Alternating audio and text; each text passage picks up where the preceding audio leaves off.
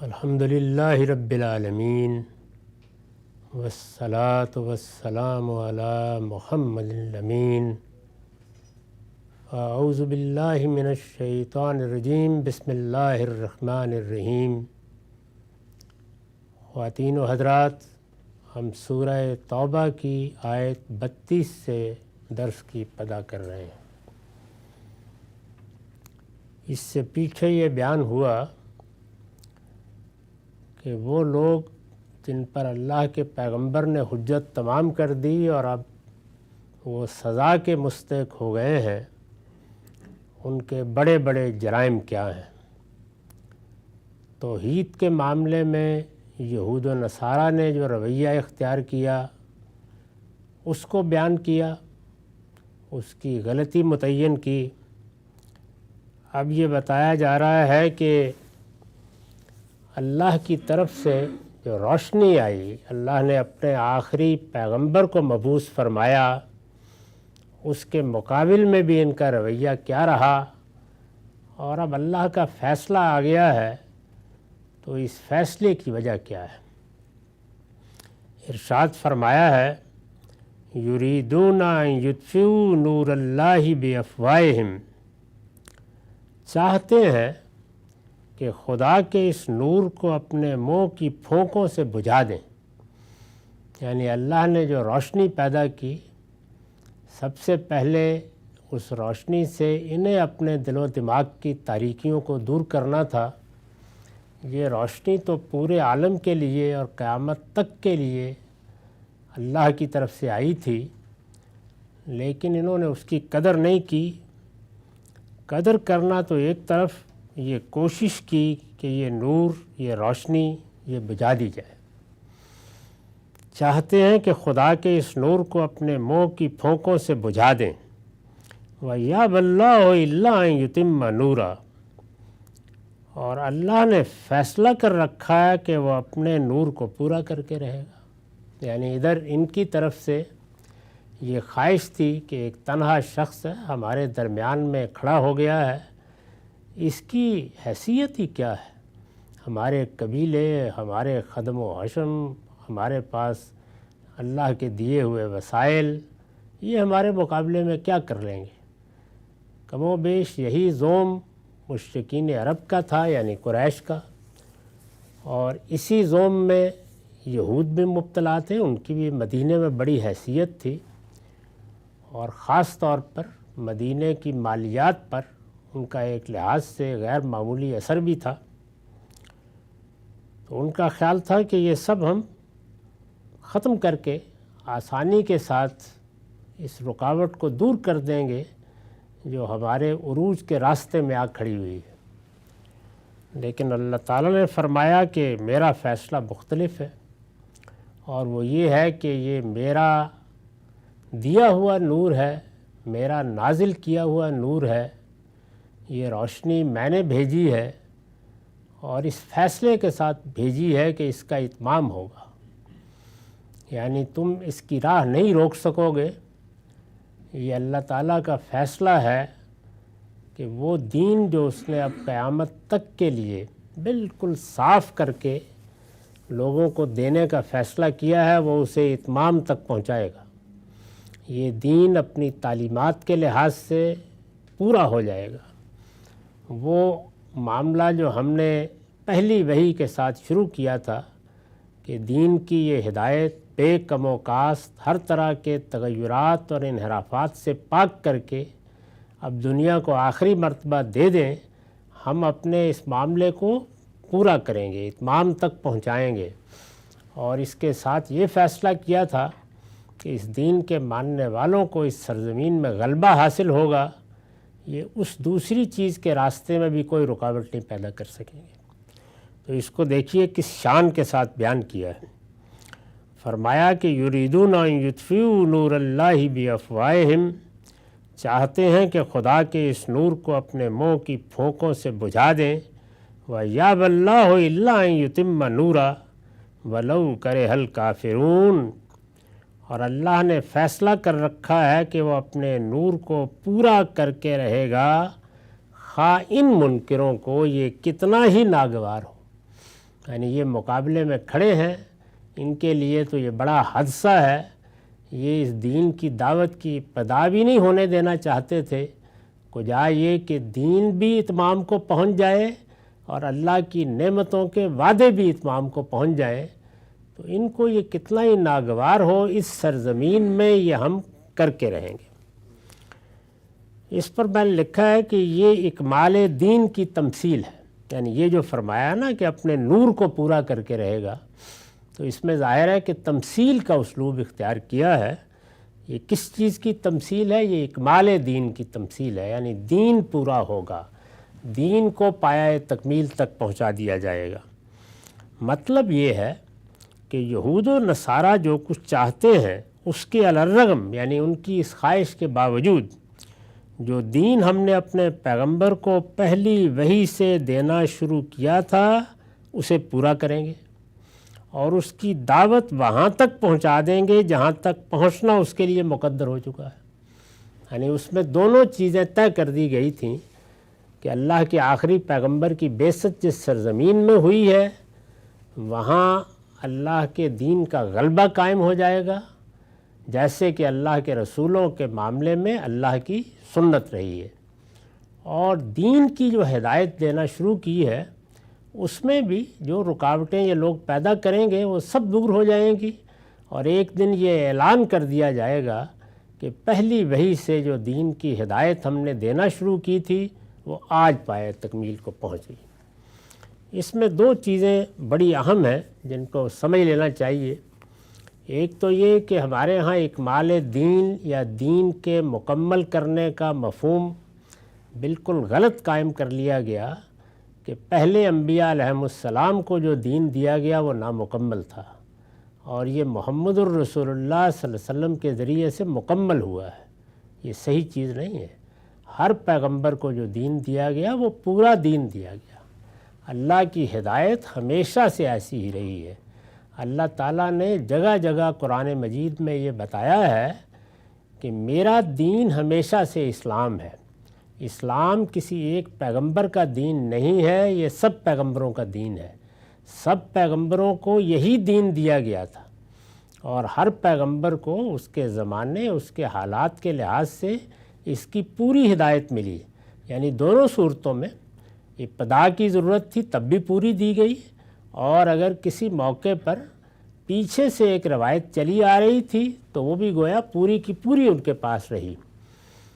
رسالت مآب صلی اللہ علیہ وسلم کے ذریعے سے اسی دین کی تجدید ہوئی ہے، یعنی جہاں جہاں اس دین کی کسی چیز کو الگ کر دیا گیا تھا اسے پھر دین کا حصہ بنایا گیا ہے، جہاں کوئی چیز فراموش ہو گئی تھی اسے دوبارہ تازہ کیا گیا ہے، جہاں کوئی بدعت آ گئی تھی اس کو دور کیا گیا ہے، اور جہاں کسی چیز کی حالات کے لحاظ سے شریعت کے حدود میں اضافے کی ضرورت تھی اضافہ کر دیا گیا ہے۔ تو یہ کر کے اللہ تعالیٰ نے یہ جو کہا کہ میں نے اپنا دین اکمال تک پہنچا دیا، پورا کر دیا، تو یہ اصل میں یہ بتایا جا رہا ہے کہ جو پہلی وحی سے میں نے دینا شروع کیا تھا، جیسے میں یہ کہوں کہ میں نے جو کتاب 1990 میں لکھنا شروع کی تھی وہ پوری ہو گئی، تو وہ دین پورا ہو گیا، یعنی اکمال کا مطلب یہ ہے۔ تو یہ ارشاد فرمایا ہے کہ یہ دین ہر حال میں اکمال تک پہنچے گا، اس روشنی کو یہ بجھا نہیں سکیں گے۔ تو پہلی چیز یہ سمجھ لینی چاہیے کہ دین کے بارے میں یہ تصور صحیح نہیں ہے، وہ ہمیشہ پورا ہی رہا ہے، ہمیشہ ہدایت انسانوں کو اللہ کی طرف سے ملی ہے، اور وہ اس وقت کی صورتحال کے لحاظ سے مکمل تھی، یعنی اس میں کوئی کمی نہیں تھی، کوئی نقص نہیں تھا۔ وہی دین جب آخری پیغمبر کو قیامت تک کے لیے دیا گیا تو ظاہر ہے کہ ایک دن اس کے دینے کا عمل شروع ہوا، ایک دن وہ پایہ تکمیل کو پہنچا۔ تو یہ اکمال اور اتمام اس عمل کے پایہ تکمیل تک پہنچنے کا بیان ہے، اس کو واضح کیا گیا۔ دوسری چیز جو اگلی آیت پہ اب آ رہی ہے وہ یہ کہ اس دین کو ایک تو پایہ تکمیل تک پہنچ جانا تھا، یعنی پورا کا پورا مل جانا تھا رسالت مآب صلی اللہ علیہ وسلم کو اور آپ کی وساطت سے صحابہ کرام کو، اور دوسری چیز یہ تھی کہ اس سرزمین عرب میں یہ طے کر دیا گیا تھا کہ اللہ کے دین کا غلبہ قائم ہو جائے گا۔ اللہ کے رسولوں کے بارے میں اللہ کی یہ سنت رہی ہے کہ وہ کبھی مغلوب نہیں ہوتے۔ جن قوموں کی طرف آتے ہیں ان پر جب حجت پوری ہو جاتی ہے تو ان قوموں پر اللہ کا عذاب آتا رہا ہے۔ عاد و سمود کے، شعیب کے، دوسری قوموں کے معاملات میں یہ چیز قرآن نے بہت بیان کی ہے۔ یعنی یہ تو قرآن مجید کو آپ کہیں سے کھول لیجئے یہ مضمون شروع ہو جاتا ہے۔ اس کو اللہ تعالیٰ اپنی سنت کہتے ہیں، سنت اللہ، اور یہ کہتے ہیں کہ سب رسولوں کے باب میں ہماری یہ سنت رہی ہے اور لن تجد لسنت اللہ تبدیلا۔ اسی کے بارے میں یہ بیان کیا ہے سورہ یونس میں کہ لکل امت الرسول، ہر قوم کی طرف ہم نے رسول بھیجا، اور فیضا جا رسولہم قضی بینہم بالقسط وہم لا یظلمون۔ ہمارا قانون، ہماری سنت یہ ہے کہ جب ان قوموں کی طرف کوئی رسول آ جاتا ہے تو پھر اسی دنیا میں ان کا فیصلہ ہوتا ہے۔ وہ جو دنیا میں فیصلہ ہوتا ہے اس میں بالعموم تو یہ ہوا کہ قوم تباہ کر دی گئی، یعنی 2 لوگ ایمان لائے، 4 ایمان لائے، 10 ایمان لائے، زیادہ سے زیادہ ایک کشتی کے سوار ایمان لے آئے، تو اس میں کیا چیز ہونی ہے اور کیا نہیں، بس قوم تباہ کر دی گئی۔ اس کے بعد اللہ تعالیٰ اپنے پیغمبروں کو اٹھا لیتے ہیں، یعنی ان کا ایک لحاظ سے اپنی قوموں کے مقابلے میں غلبہ تو قائم ہو جاتا ہے کہ وہ نجات پاتے ہیں، ان کے چند ساتھی بھی ہوں تو وہ نجات پاتے ہیں اور قومیں تباہ کر دی جاتی ہیں۔ رسول اللہ صلی اللہ علیہ وسلم کے معاملے میں 2 چیزیں پیش نظر تھیں، یعنی یہ کہ آپ اللہ کے رسول ہیں، اس لیے اس سنت کے مطابق، اس سنت اللہ کے مطابق آپ کی قوم کو سزا بھی ملے گی اگر وہ ایمان نہیں لاتے، اور آپ کا غلبہ بھی قائم ہوگا، لیکن اس سرزمین میں اللہ کے دین کا غلبہ قائم کیا جائے گا، کیونکہ یہ سرزمین اللہ نے اپنے لیے خاص کر لی ہوئی ہے۔ یعنی یہ عام شہروں میں سے ایک شہر، یہ قوم عام قوموں میں سے ایک قوم، اور یہ ملک عام ملکوں میں سے ایک ملک نہیں ہے۔ یہاں پیغمبر کی بعثت ہوئی ہے، یہ قوم، یہ ملک اللہ کے انتخاب میں آ چکے ہوئے ہیں، یعنی یہ بنی اسماعیل ہیں، یہ سرزمین عرب ہے، یہاں اللہ کی توحید کا مرکز ہے، اس لیے اس سرزمین کے بارے میں کچھ چیزیں اب زائد ہونی ہیں، تو اس کو بھی بیان کیا ہے۔ یہ جو چیز بیان ہوئی ہے اس کو ہمارے موجودہ زمانے میں بعض لوگوں نے بالکل غلط تعبیر کیا۔ اس سے پہلے بھی اس کی بعض تعبیریں صحیح نہیں ہوئیں، لیکن موجودہ زمانے میں یہ پورا فلسفہ بن کے سامنے آئی۔ یہ ایک سنت اللہ کا ظہور تھا، اللہ کے پیغمبروں کے معاملے میں اللہ نے جو ایک قانون بنا رکھا ہے یہ اس کا اطلاق تھا۔ سرزمین عرب میں اس کو اسی طرح ظاہر ہونا تھا۔ یہ یوں نہیں ہوا کہ کوئی کام کرنے کے لیے کہا گیا تھا اور آدھا ہو گیا اور آدھا باقی ہے، یہ پورا ہو گیا وہاں پر، اور اس طریقے سے یہ اللہ کے رسولوں کی حجت بن گیا۔ یعنی اس عمل نے یہ بتا دیا کہ اللہ کا آخری رسول زمین پر آیا تھا، اللہ نے اس کے بارے میں یہ اعلانات کیے تھے، ان میں سے ایک ایک حرف پورا ہو گیا، اس میں کوئی کمی باقی نہیں رہی۔ اس سنت اللہ کو لوگوں نے انقلاب کی جد و جہد سمجھ لیا، یعنی ان کا خیال یہ تھا کہ رسول اللہ صلی اللہ علیہ وسلم کے ذریعے سے سرزمین عرب میں ایک سیاسی انقلاب آیا ہے، اور اس طریقے سے گویا اب دنیا میں ہم کو یہ انقلاب برپا کرنا ہے۔ اور اس میں جو یہ کہا گیا ہے کہ تمام ادیان پر غلبہ قائم ہوگا، تو یہ وہاں تو ہو گیا تھا، لیکن اب باقی دنیا میں یہ ہمارا کام ہے کہ ہم یہ غلبہ قائم کریں۔ یہ سارا استدلال بنائے فاسد علی الفاسد ہے، بالکل بے بنیاد ہے۔ یہ ایک سنت الہیہ کا ظہور ہے، یہ وہی سنت ہے جو پیغمبروں کے بارے میں طے ہے، اور دونوں چیزوں کو ہمیشہ اپنے پیش نظر رکھنا چاہیے۔ اللہ کے رسول جہاں آئیں گے ان کی قوموں کو جزا و سزا کے مرحلے سے گزرنا ہوگا۔ جب بھی آئے ہیں رسول اللہ کے آخری رسول تھے، آپ کی قوم کے ساتھ بھی یہ ہونا تھا۔ آپ کو جو دین دیا گیا وہ قیامت تک کے لیے تھا، اس کے اتمام کو بھی ہر حال میں ہو کر رہنا تھا۔ یہ لازمی چیز تھی، اس کو چھوڑا نہیں جا سکتا تھا کہ اس کا کچھ حصہ بعد کے فقہا آپ کو دے دیں گے۔ یہ پایہ تکمیل کو پہنچ گیا۔ وہ اعلان کیا گیا ہے سورہ مائدہ میں کہ میں نے آج دین کو اکمال تک پہنچا دیا، اکملت لکم دینکم واتممت علیکم نعمتی ورضیت لکم الاسلام دینا، یعنی اپنی نعمت پوری کر دی ہے، اس کا اتمام کر دیا ہے، اور تمہارے لیے اسلام کو دین کی حیثیت سے اب قیامت تک پسند فرمایا ہے۔ اسی میں اصل میں اسلام کی عالمگیریت کا پیغام بھی مبنی ہے۔ اللہ تعالیٰ نے یہ اعلان کر دیا ہے سورہ آل عمران میں کہ اللہ کا دین کون ہے؟ الاسلام، یہ الاسلام ہے، اور یہ اعلان کر دیا ہے کہ الاسلام کیا ہے؟ تمام پیغمبروں کا دین، اور یہ بتا دیا ہے کہ بین ہی وہی دین اللہ نے اپنے آخری پیغمبر محمد الرسول اللہ کو دیا ہے، اور اس کے ساتھ ایک مزید اعلان کر دیا ہے، اور وہ یہ ہے کہ وَمَن يَبْتَغِ غَيْرَ الْإِسْلَامِ دِينًا فَلَن يُقْبَلَ مِنْهُ۔ اب قیامت تک اس الاسلام کے سوا اگر کوئی کسی اور دین کو مقابلے میں پیش کرے گا یا اس کا جواز لوگوں کو بتائے گا یا قیامت میں سمجھے گا کہ وہ پیش کر کے اپنے آپ کو بچا لے گا، اس کا کوئی امکان نہیں ہے۔ اب الاسلام ہی اللہ کا دین ہے، اور اس کے سوا کوئی دین اللہ کی بارگاہ میں سرے سے قبول ہی نہیں کیا جائے گا۔ تو اتمام کا مطلب یہ ہے، اس طرح یہ پایہ تکمیل کو پہنچا اور دے دیا گیا۔ اس میں بھی اب کوئی کمی نہیں رہ گئی جو مجھے اور آپ کو بعد میں آ کے پوری کرنی ہے۔ ہم سب اس کے شارحین ہیں، اس کو سمجھتے ہیں، لوگوں کو بتاتے ہیں، اس کی دعوت پیش کرتے ہیں۔ دوسرا پہلو بھی پوری طرح سمجھ لینا چاہیے کہ وہ سنت اللہ کہ سرزمین عرب اللہ نے اپنے لیے خاص کر لی ہے، یہ اللہ کا فیصلہ ہے۔ چنانچہ اس سرزمین میں اللہ کے دین کا غلبہ آخری پیغمبر کو قائم کرنا تھا، اس کے گرد و پیش کے علاقوں میں بھی ہر خطرے کا سدباب کر دینا تھا۔ یہ اس سرزمین کے بارے میں اللہ کا خصوصی قانون تھا، یہ بھی پورا کا پورا سامنے آ گیا، اس میں کوئی کمی نہیں رہ گئی جو مجھے اور آپ کو پوری کرنی ہے۔ تو ان آیات کا ہمارے ساتھ در حقیقت کوئی تعلق نہیں ہے، یہ ہمیں صرف یہ بتاتی ہیں کہ اللہ کی یہ حجت اس وقت کیسے پوری ہوئی، اللہ کے رسول نے آ کے کیا پیغام پہنچایا، یہ دین اپنے اکمال کو کس طرح پہنچا، سرزمین عرب کے اندر اس کا غلبہ کس طرح قائم ہوا، اور اس طرح یہ سارا عمل اللہ کے رسول ہونے کی شہادت بن گیا۔ یہ پہلو ہے جس کے تحت یہ ساری بات بیان ہو رہی ہے۔ معاف کیجیے، یہ دو بڑی غلط فہمیاں ہیں جن کی طرف میں نے اشارہ کیا۔ اب سنیے کیا فرمایا ہے۔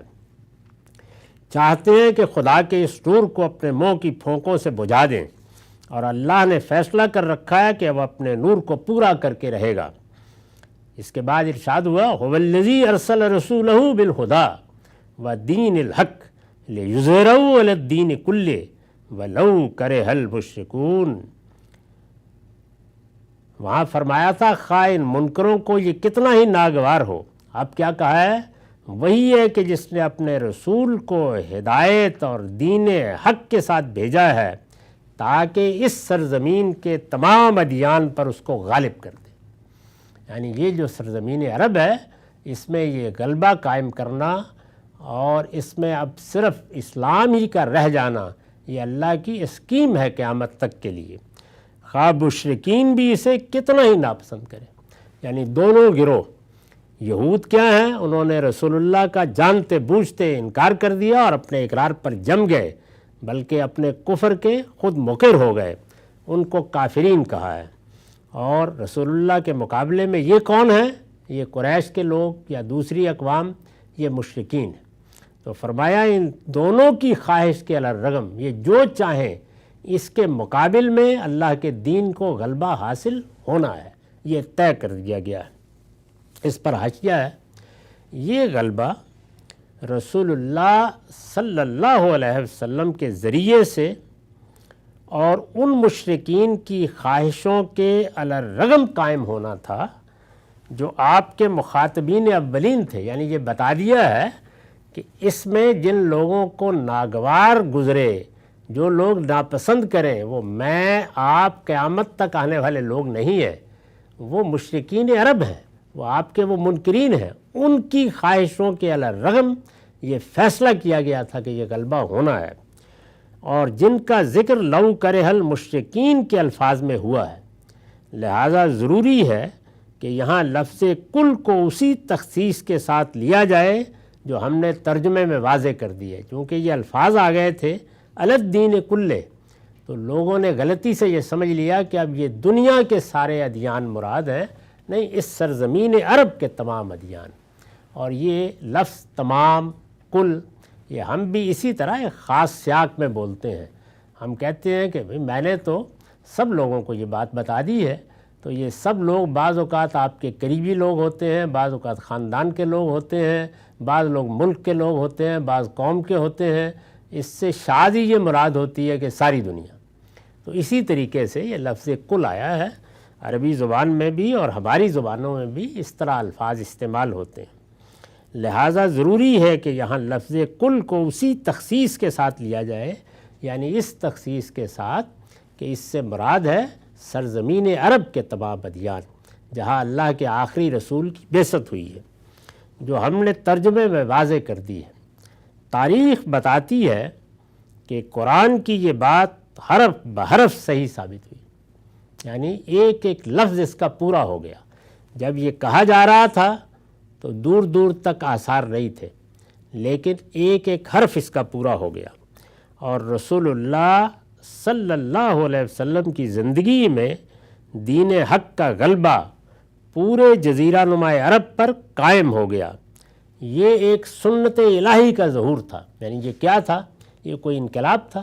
یہ کوئی سیاسی تغیر تھا؟ ہرگز نہیں، یہ ایک سنت الہی کا ظہور تھا، یعنی اللہ کے ایک قانون کا ظہور ہوا۔ اللہ نے جو قانون اپنے رسولوں کے باب میں بنا رکھا ہے، یہ اس قانون کے نتائج سامنے آئے۔ یہ ایک سنت الہی کا ظہور تھا جو رسولوں کے باب میں جگہ جگہ بیان ہوئی ہے۔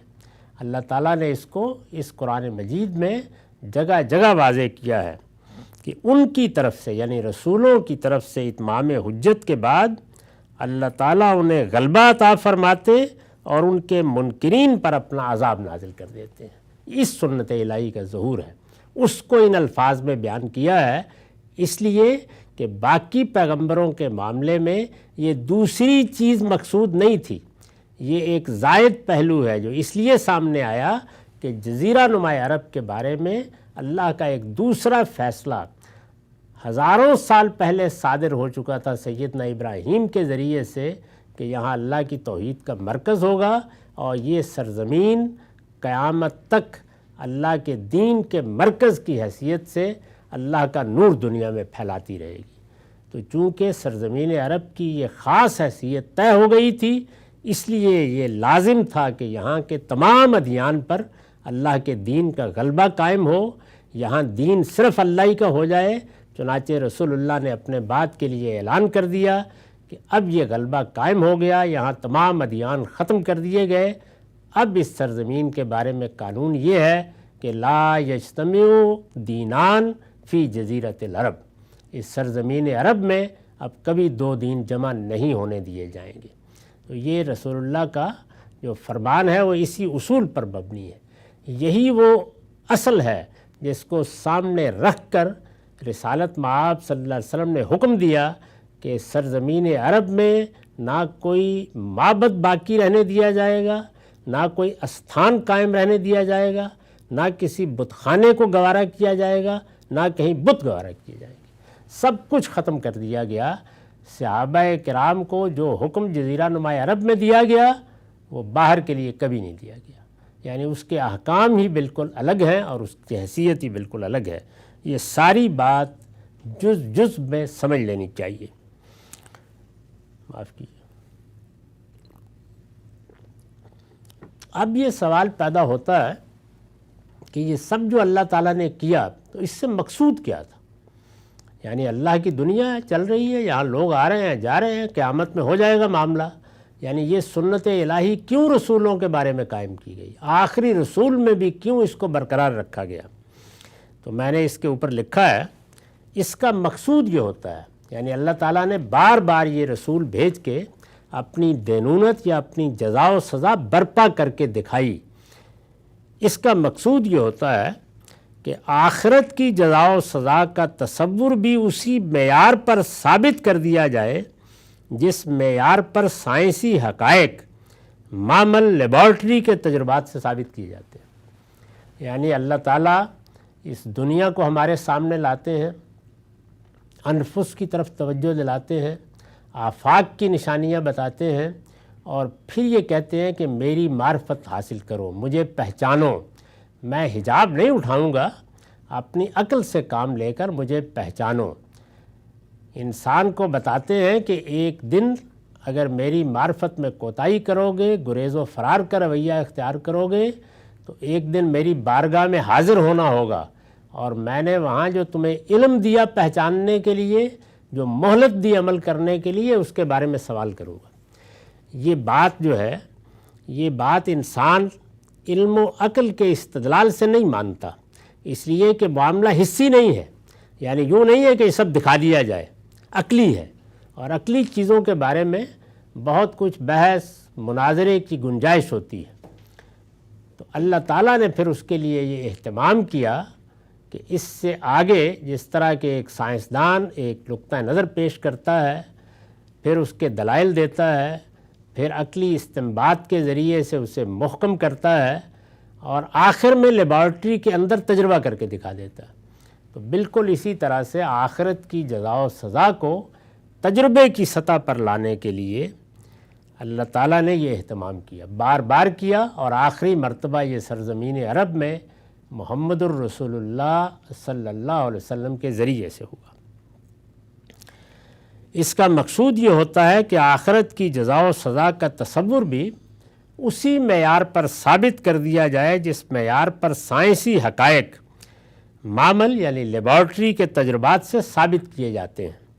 اس کا انقلاب کی کسی جدوجہد سے کوئی تعلق نہیں، یعنی اس کو جس طریقے سے موجودہ زمانے میں لوگوں نے انٹرپریٹ کیا اور اس سے انقلابی فلسفے برآمد کرنے کی کوشش کی، یہ بتایا کہ اسلامی حکومت قائم ہوتی ہے تو اس کا یہ منہاج ہے، یا انقلاب نبوی تھا یہ جس طریقے سے آیا، یا ہمیں بھی گویا اس میں یہ رہنمائی دی گئی ہے کہ ہم بھی ایسا ہی انقلاب برپا کریں، برپا کرنے کی صحیح کریں، یہ اس کا لائے عمل یا اس کا منہاج ہے۔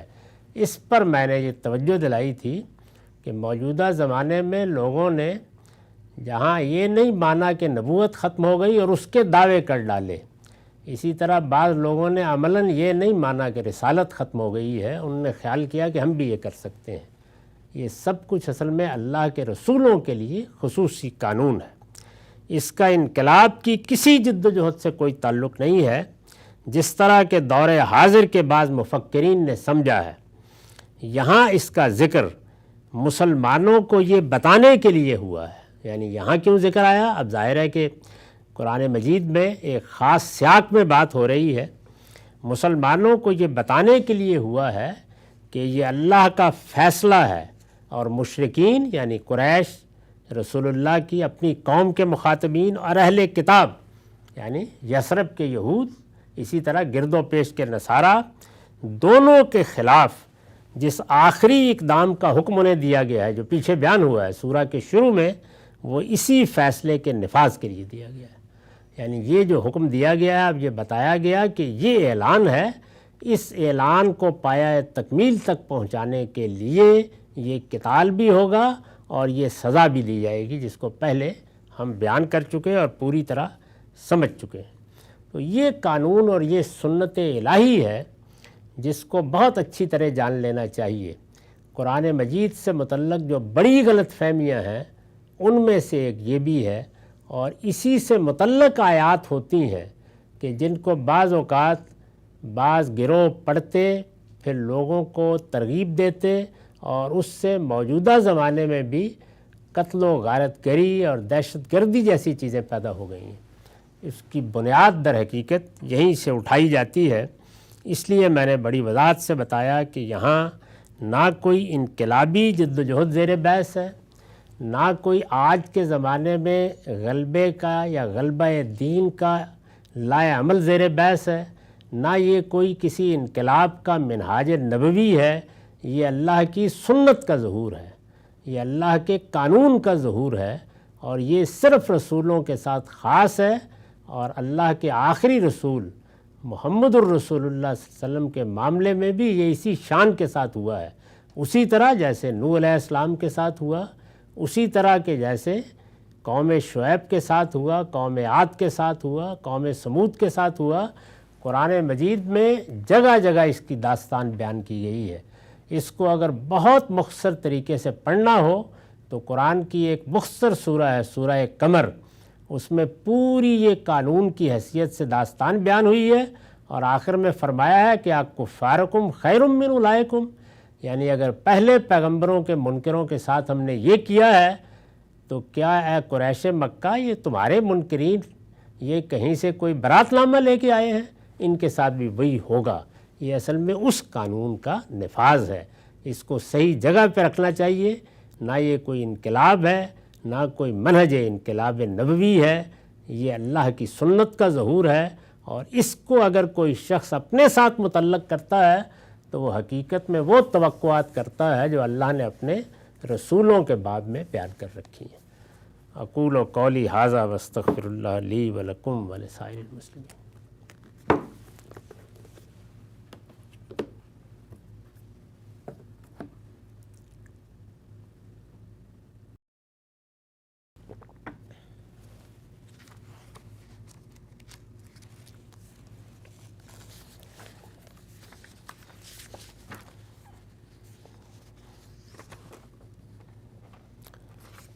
بسم اللہ الرحمن الرحیم۔ عن معاذ بن جبل عن النبی صلی اللہ علیہ وسلم قال لا توزی امرأة زوجها فی الدنیا الا قالت زوجته من الحور العین لا توزی قاتلک اللہ فانما هو عندک دخیل یوشک ان یفارقک الینا۔ یہ روایت مسند احمد سے لی گئی ہے، رقم ہے 21,528۔ معاذ بن جبل رضی اللہ عنہ بیان کرتے ہیں کہ نبی صلی اللہ علیہ وسلم نے فرمایا، جب کوئی عورت دنیا میں اپنے شوہر کو تکلیف دیتی ہے تو آہو چشم گوریوں میں سے اس کی بیوی کہتی ہے اللہ تجھے ہلاک کرے، اس کو تکلیف نہ دے، یہ تو تیرے پاس مہمان ہے، قریب ہے کہ یہ تجھے چھوڑ کر ہمارے پاس آ جائے گا۔ اس طرح کی جتنی چیزیں بھی روایتوں میں بیان ہوتی ہیں، یہ اصولی بات سمجھ لینی چاہیے کہ یہ رسالت مآب صلی اللہ علیہ وسلم کو بتائی نہیں گئیں، دکھائی گئیں۔ یعنی یاجوج باجوج کا خروج ہونا ہے، دجال کو آنا ہے، یا اس طرح کی اور جتنی چیزیں، فتنوں کے بارے میں جو خبریں دی گئی ہیں، آپ نے اپنے بعد میں یہ بتایا کہ خلافت قائم ہوگی، یا اور اس طرح کی پیشین گوئیاں، یا مثال کے طور پر وہ پیشین گوئی کہ جو قیامت کے بارے میں کی گئی ہے، یہ سب چیزیں نبی صلی اللہ علیہ وسلم کو بالعموم دکھائی گئیں۔ یعنی وحی کے دو طریقے ہیں، ایک یہ کہ لفظ اللہ کی طرف سے آئیں، ایک کلام اللہ کی طرف سے آئے، الفاظ میں بات بیان کی جائے اور وہ سنی جائے۔ یعنی وہ الفاظ کیا ہوتے ہیں، کیسے سنے جاتے ہیں، وہ زیر بحث نہیں ہے، لیکن وہاں بات بتائی جاتی ہے اور پیغمبر اس کو اخذ کرتے ہیں۔ اور اس میں کیا ہوتا ہے، ارات ہوتی ہے۔ اس کو قرآن مجید نے بیان کیا ہے کہ جس وقت مثلاً سیدنا ابراہیم علیہ السلام نے کعبہ کو تعمیر کر دیا، اور اب یہ سوال تھا کہ اس کے حج کے لیے کیا مناسک ہوں گے، تو وہ حج کے مناسک جو اب آپ ادا کرتے ہیں، جاتے ہیں، احرام باندھتے ہیں، کنکر مارتے ہیں، مزدلفہ میں جاتے ہیں، تو یہ بتائے نہیں گئے، یہ دکھائے گئے۔ تو اس لیے دعا بھی یہی تھی کہ ارنا مناسکنا، یعنی یہ دکھائے گئے ارات۔ یہ جو دکھائے جاتے ہیں اس میں دونوں صورتیں ہوتی ہیں، یعنی بیداری میں مشاہدہ کرا دیا گیا ہمارے سامنے، گویا جس طرح ایک پردہ سیمی پر اسکرین پر چیزیں آ جاتی ہیں، اس طرح دکھا دیا گیا۔ اس کی مثال بھی عام لوگوں کے بھی علم میں ہونی چاہیے کہ رسول اللہ صلی اللہ علیہ وسلم نے جب یہ بیان کیا کہ مجھے رات کو یہ مشاہدات کرائے گئے ہیں اور اس میں بیت المقدس کا ذکر کیا، تو لوگوں نے سوالات پوچھنے شروع کر دیے، اور سوالات اسی طرح کے تھے کہ جو اگر آپ باقاعدہ کسی جگہ سے ہو کے آئے ہوں تب بھی ممکن نہیں ہوتا کہ جوابات دیے جا سکیں۔ یعنی کون یہ کہے گا کہ میں نے ستون بھی گن لیے تھے اور سیڑھیاں بھی گن لی تھیں، لیکن پوچھنے شروع کر دیے۔ تو خود حضور نے یہ بیان فرمایا ہے، حدیثوں میں آتا ہے، اور میرے نزدیک صحیح ہے یہ بات، کہ اس وقت مجھے شدید خلجان لاحق ہوا کہ میں تو ان میں سے کچھ بھی نہیں بیان کر سکتا۔ تو اللہ تعالیٰ میرے سامنے وہ ساری تصویر لے آئے۔ یہ گویا بیداری کا مشاہدہ تھا، اور فرمایا کہ پھر میں ایک ایک چیز کو وہ پوچھ رہے تھے حرم میں بیٹھے ہوئے، اور میں دیکھ کر جواب دے رہا تھا۔ اسی طرح کا معاملہ اس وقت ہوا جب نماز پڑھاتے ہوئے رسول اللہ صلی اللہ علیہ وسلم کو جنت دکھائی گئی، تو ارات ہوتی ہے، اور ظاہر ہے کہ اس میں جو چیزیں دکھائی جاتی ہیں وہ بعض اوقات تو حقیقی ہوتی ہیں، اور بعض اوقات مستقبل کی چیزیں ممثل کر کے دکھا دی جاتی ہیں، یعنی وہ اس وقت نہیں ہے لیکن مستقبل میں وہ جیسے پیش آئیں گی بالکل اسی طرح سے ممثل کر کے، جس طرح کہ آپ کسی چیز کو کرداروں میں بدل دیتے ہیں، وہ دکھا دی جاتی ہیں۔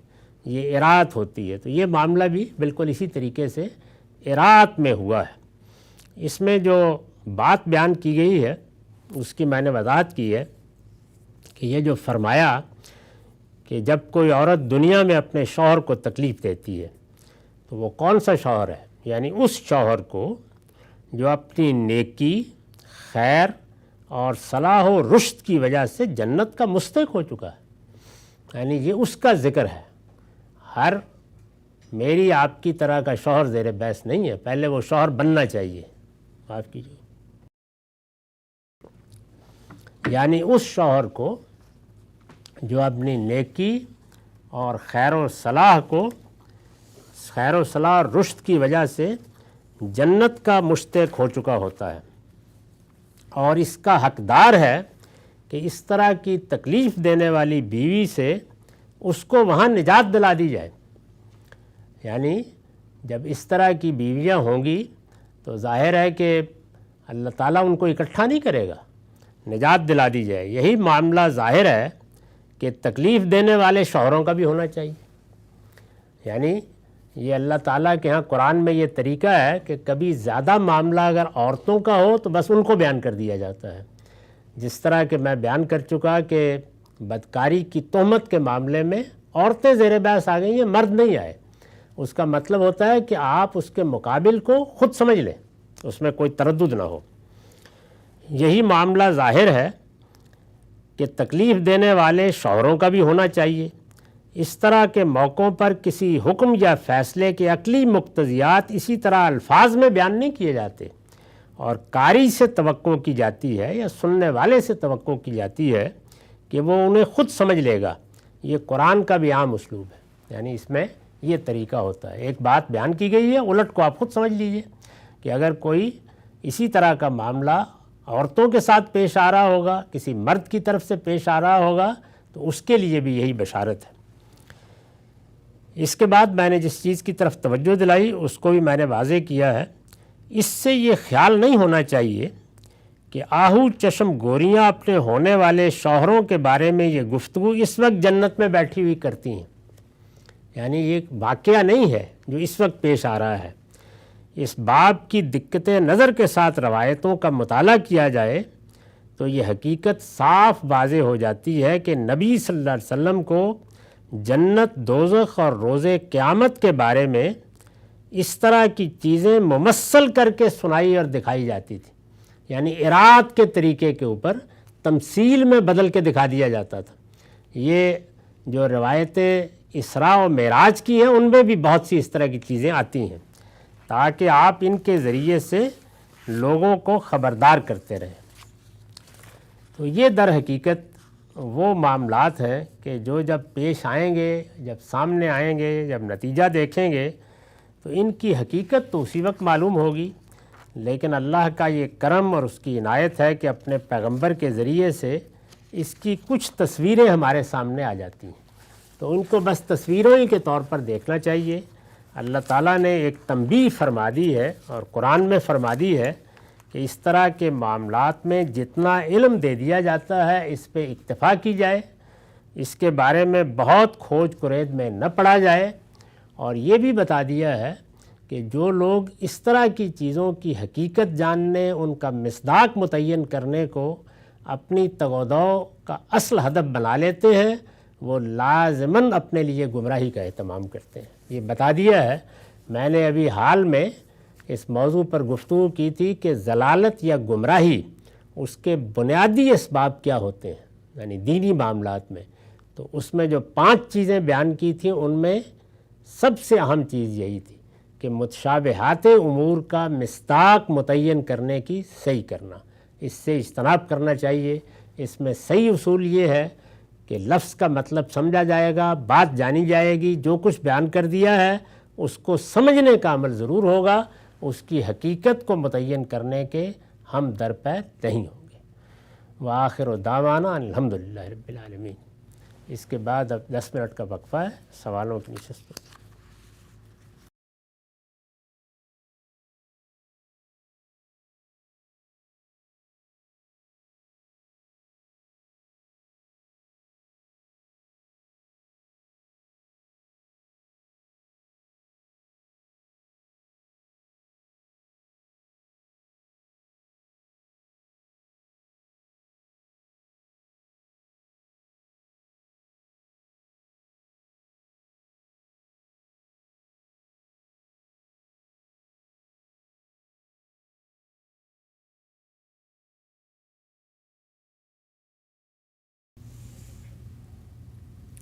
بسم اللہ الرحمن الرحیم۔ السلام علیکم۔ غامدی صاحب کے ساتھ ہفتہ وار سوال و جواب کی براہ راست نشست کو لے کر ڈیلس غامدی سینٹر امریکہ سے حاضر خدمت ہیں۔ آغاز کرتے ہیں۔ غام صاحب بہت شکریہ آپ کے وقت کا۔ ایک اہم تاریخی مسئلہ مسلمانوں کے مابین ایک بہت بڑا نزاعی نقطہ نظر جو عام طور پہ لوگوں کی آپس میں دوری کا باعث بھی بنتا ہے، ایک نئے زاویے سے آپ سے ہم گفتگو کر رہے ہیں۔ اس سلسلے کی آج 17ویں نشست ہے، آغاز کرتے ہیں۔ اب تک جتنی گفتگو آپ نے فرمائی ہے اس پر ایک جمہوری ذہن، ایک وہ ذہن جو اس جدید معاشرت، جدید پڑھے لکھے طبقے سے تعلق رکھتا ہے، اس کی ایک الجھن سامنے آتی ہے۔ وہ یہ کہ مان لیا کہ کوئی اور پریکٹیکل حل نہیں تھا، ملوکیت کے علاوہ ایک کڑوا گھونٹ تھا جو پیا گیا، حالات کا جبر تھا، جس کو سیدنا امیر معاویہ نے بطور ایک آپشن کے اختیار کیا۔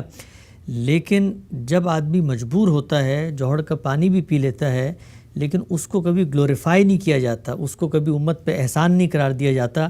کہا یہی جاتا ہے کہ مجبوری ہے، کوشش کی جاتی ہے کہ اس کا خاتمہ ہو۔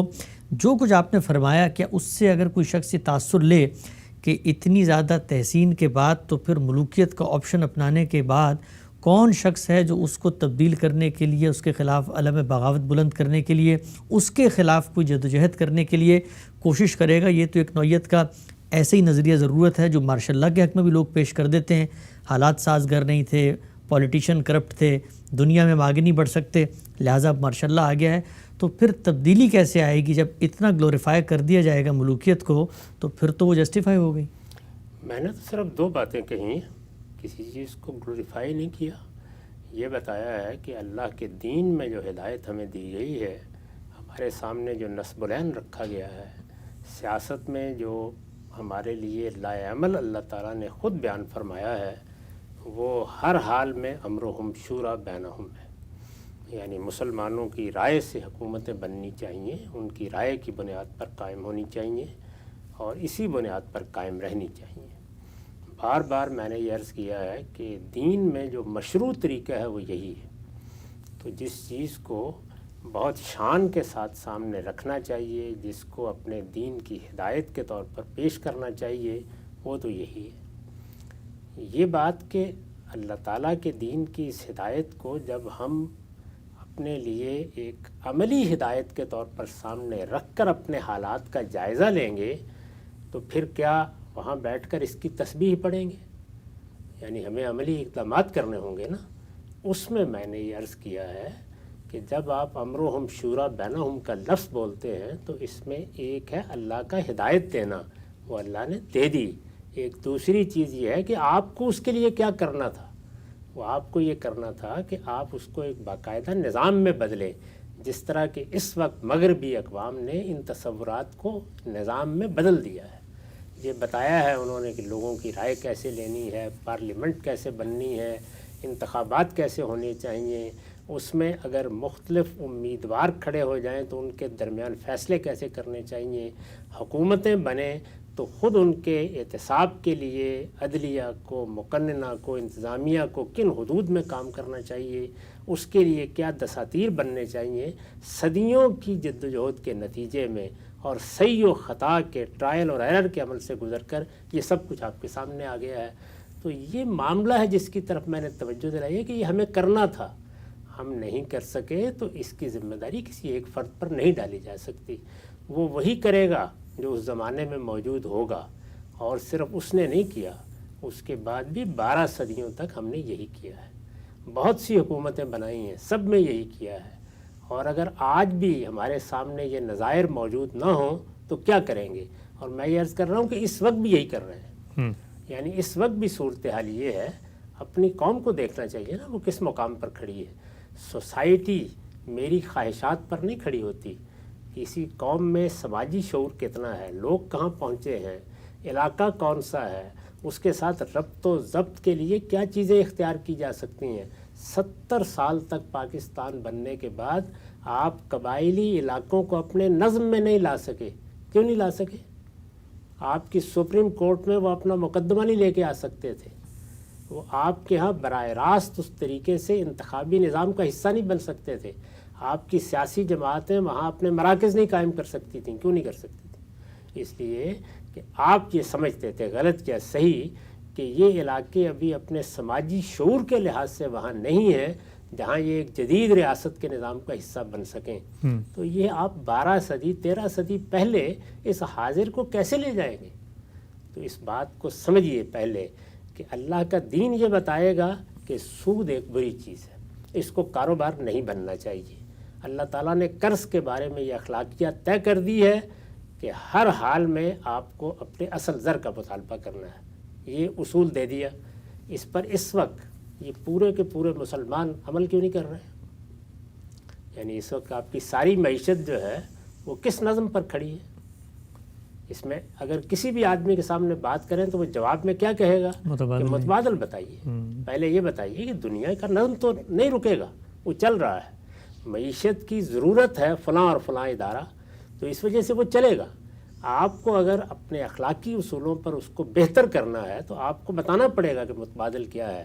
تو اس لیے ملوکیت ایک بڑی سلطنت کے لیے دنیا کا آزمایا ہوا نظام تھا، گرد و پیش میں موجود تھا، اور یہ بات کہ ملوکیت کوئی بہت بڑی برائی ہے، بھائی بات یہ ہے کہ ایک چیز مشروع ہے، ایک چیز اچھی ہے، ایک چیز بالکل اپنی عقلی اور اخلاقی بنیادیں رکھتی ہے، وہ امرهم شورى بینہم ہے، اور ایک چیز جو ہے وہ حالات کے لحاظ سے اختیار کی جا سکتی ہے۔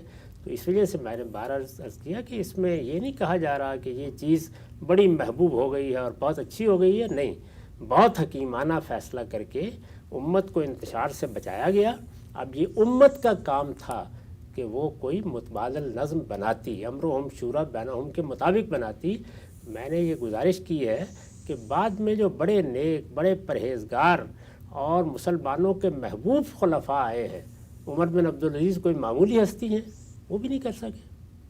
تو میرا سارا جو بیان ہے اس کا حاصل یہ ہے کہ کسی ایک شخص کو متون نہیں کیا جا سکتا، ہم سب مل کے اس کی ذمہ داری اٹھائیں کہ ہم امرهم شورى بینہم کے تحت کوئی نظم قائم نہیں کر سکے۔ بھئی ہم بجلی نہیں ایجاد کر سکے، تو اب میں ایجاد کر کے آج سے 12 صدی پہلے آپ کو پیش کر دوں کہ آپ کمکم میں جلا دیں؟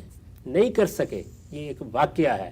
جب واقعہ ہے تو دنیا خلا میں کھڑی رہے گی، دنیا میں جو چیز چل رہی ہوگی وہ اختیار کر لی جائے گی، معیشت کا جدید نظم قائم کیا جائے گا۔ اگر آپ کوئی متبادل پیش نہیں کر سکے تو پھر کیا ہوگا؟ پھر بینک قائم ہوں گی، انشورنس کمپنیاں آئیں گی، نہیں روک سکتے آپ ان کو۔ اسی طرح کا معاملہ تمام سماجی ذمہ داریوں میں ہے۔ سماجی معاملات انفرادی نہیں ہوتے، یہ مجھے نہیں ہے کہ جا کے گھر میں نماز پڑھ لینی ہے، بلکہ تمام لوگوں کے اندر اس چیز کا شعور ہونا چاہیے، اس کے لیے ضروری ادارے وجود میں آنے چاہیے، اس کے لیے وہ میکنزم بننا چاہیے جس کے تحت آپ اس کو سماج یا معاشرے کا مسئلہ بنا سکیں۔ اگر وہ آپ نہیں بنا سکے تو یہ ناکامی میری اور آپ کی ناکامی ہے، اس کو کسی ایک فرد کی طرف نسبت نہیں دینی چاہیے۔ یہ ہے حاصل میری پوری گفتگو کا۔ اب اس کے بعد جو آپ کی بات کا دوسرا حصہ ہے کہ مزاحمت، ایک چیز غلط ہے، آپ نے مزاحمت کرنی ہے، تو میرے دین میں مزاحمت کے 2 عنوانات ہیں۔ یعنی دین میں تلوار اٹھانا، جنگ کرنے کے لیے آمادہ ہو جانا، بغاوت کرنا، لوگوں کے جان و مال کو خطرے میں ڈالنا، یہ کسی مزاحمت کا عنوان ہی نہیں ہے۔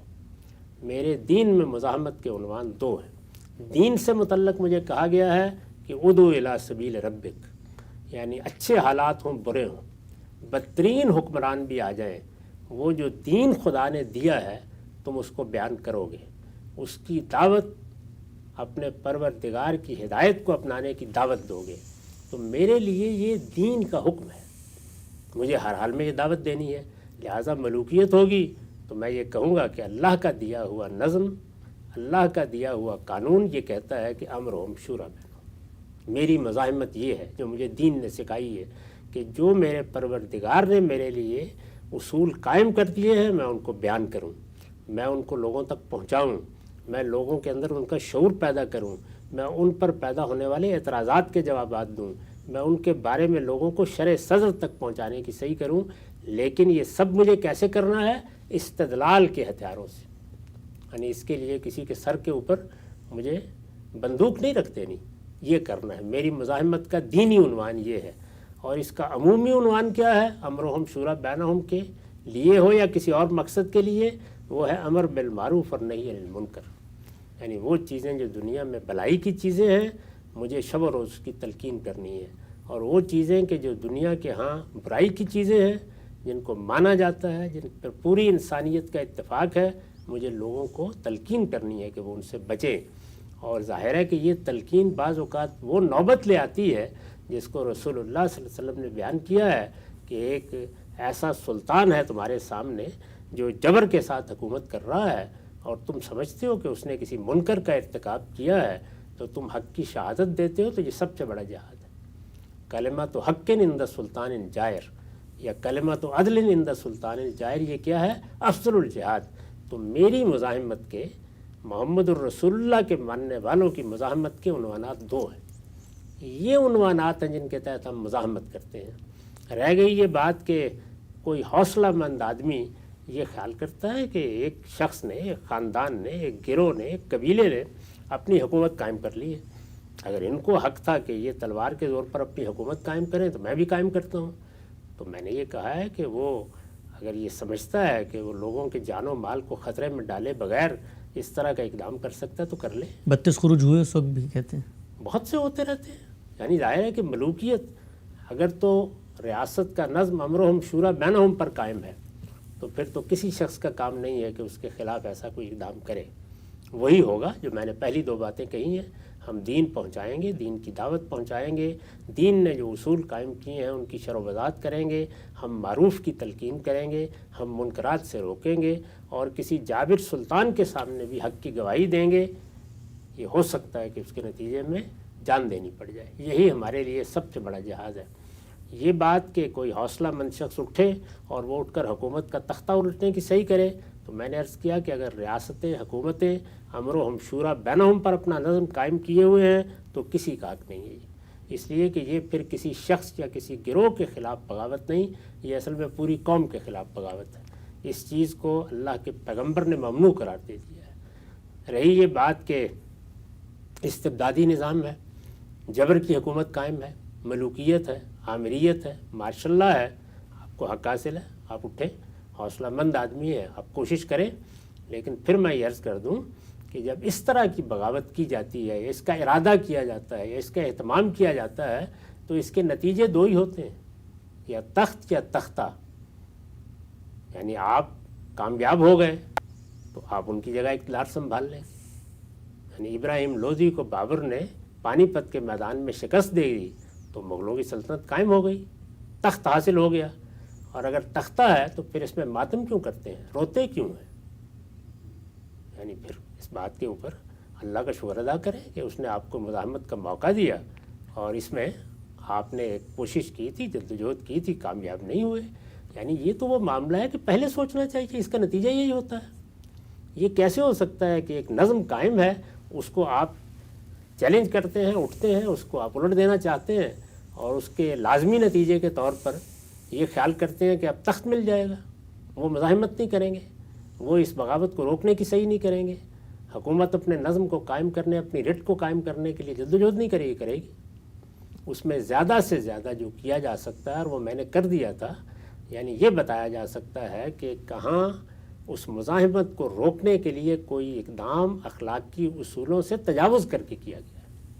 تو وہاں پر بھی دیکھیے یہ تنقید ہوگی، لیکن اگر فرض کیجئے کہ حکومت نے آگے بڑھ کر اس کو روکا ہے اور روکنے کا یہ نتیجہ نکلا ہے، کسی کی جان گئی ہے تو بس گئی ہے، پھر یعنی اس میں پھر رونے اور نالا و شیون کرنے کا کیا مقام ہے؟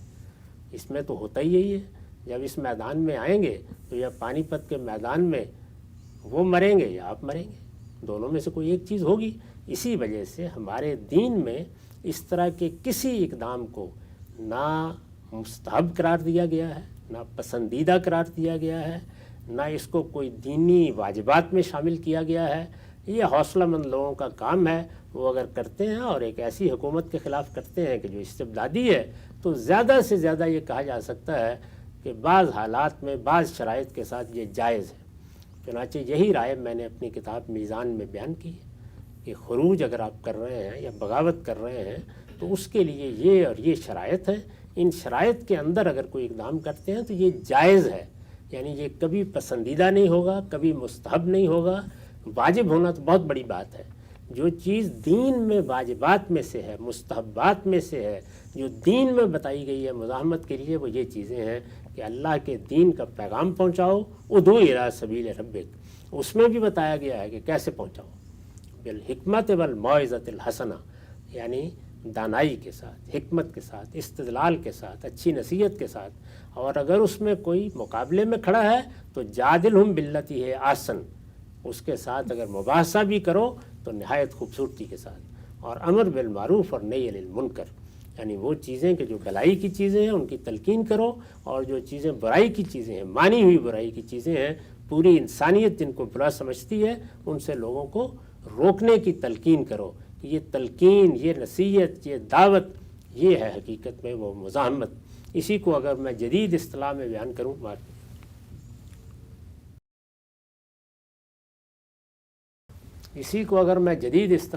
کروں، تو میں یہ کہوں گا کہ ہمارے دین نے جو رہنمائی کی ہے اس میں مزاحمت فکری ہوتی ہے، یعنی اس میں کیا کیا جاتا ہے، لوگوں کے ذہن، ان کے افکار، ان کے خیالات، ان کے سوچنے کے طریقوں کو تبدیل کیا جاتا ہے۔ دعوت بھی یہی کرتی ہے، امر بالمعروف اور نہی عن المنکر سے بھی یہی چیز حاصل ہوتی ہے۔ جب آپ لوگوں کا ذہن ہموار کر لیتے ہیں، جب ان کے اندر سماجی شعور پیدا کر دیتے ہیں، جب لوگوں کے اندر ایک چیز کے بارے میں ایک اذعان پیدا ہو جاتا ہے تو اس کا ظہور پھر آہستہ آہستہ سیاست میں بھی ہوتا ہے۔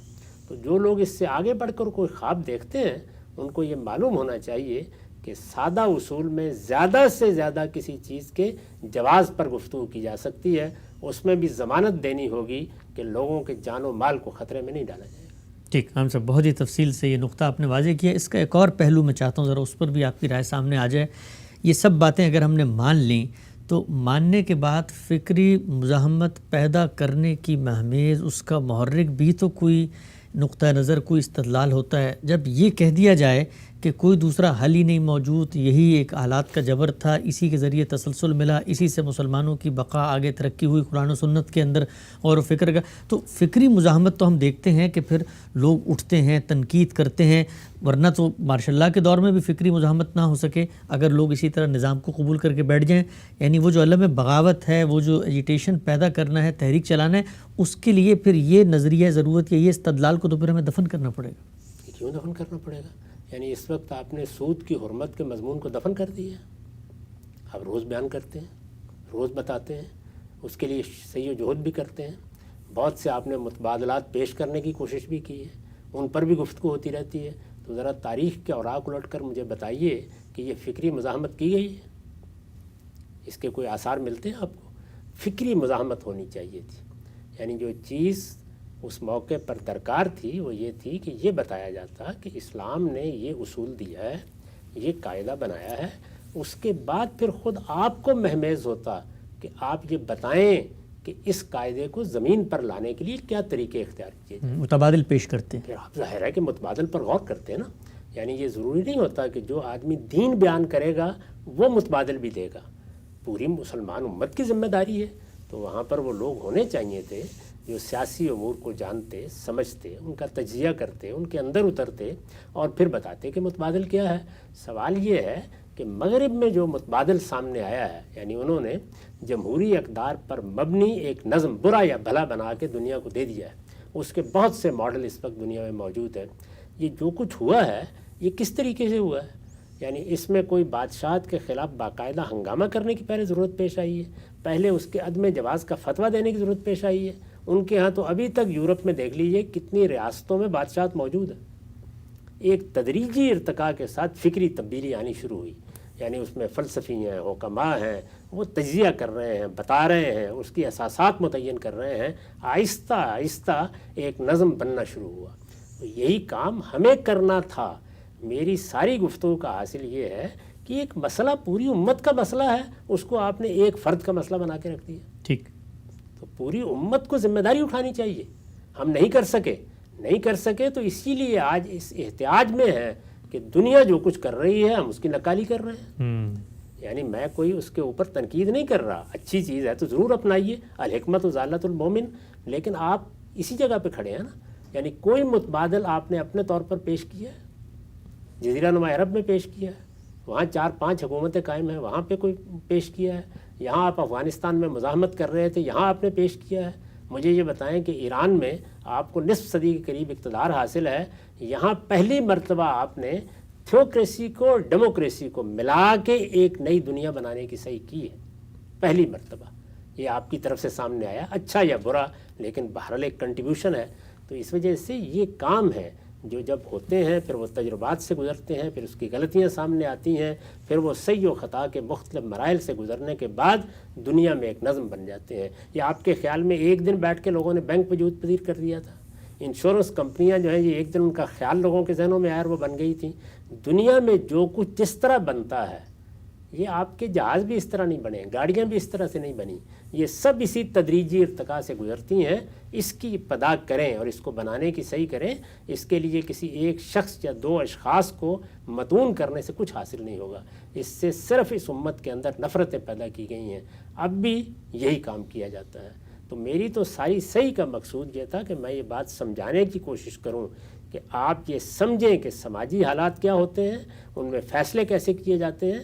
میں نے اس کو کہا ہے اور میں ذمہ داری کے ساتھ کہتا ہوں کہ یہ ایک بہت حکیمانہ فیصلہ تھا معاویہ رضی اللہ عنہ نے کیا.